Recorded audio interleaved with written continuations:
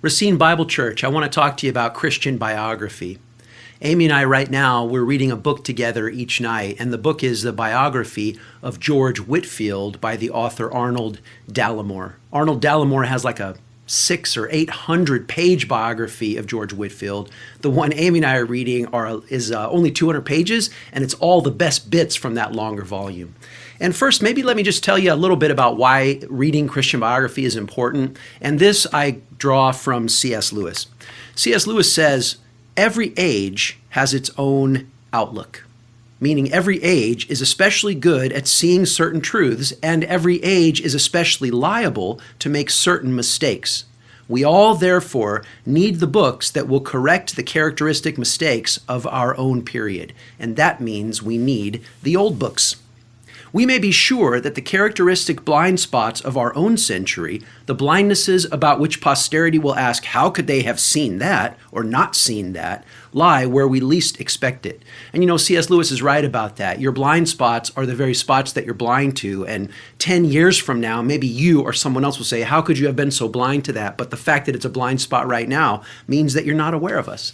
And C.S. Lewis goes on to say, none of us can fully escape this blindness, but we shall certainly increase it and weaken our guard against it if we read only modern books. That's true also. I would only add to what C.S. Lewis said, we will increase our blind spots if all we ever do is stare at our phone screens about posts and tweets and news stories that were all made today or like within the last 59 minutes. We've got to reach back and get wisdom from a prior time. One more quote from C.S. Lewis. He says, the only palliative is to keep the clean sea breezes of the centuries blowing through our minds, and this can only be done by reading old books.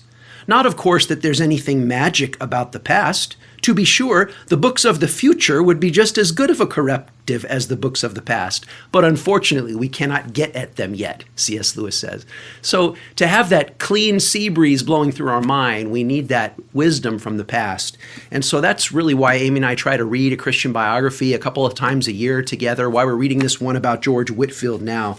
And I would just add, from the second chapter or the third chapter in that biography of George Whitefield, the date is December 30th, 1737, and George Whitefield is boarding a boat in the dock of London, and he's about to set sail for Georgia. At this point, Georgia is a colony of England, and it's a place where those who have been recently freed from debtor's prison are allowed to go and work. And so Whitefield's leaving London to start a ministry, a missionary ministry in Georgia. And this is the prayer that he prays at the outset of his ministry. I've long kept this prayer with me, and many pastors have as well.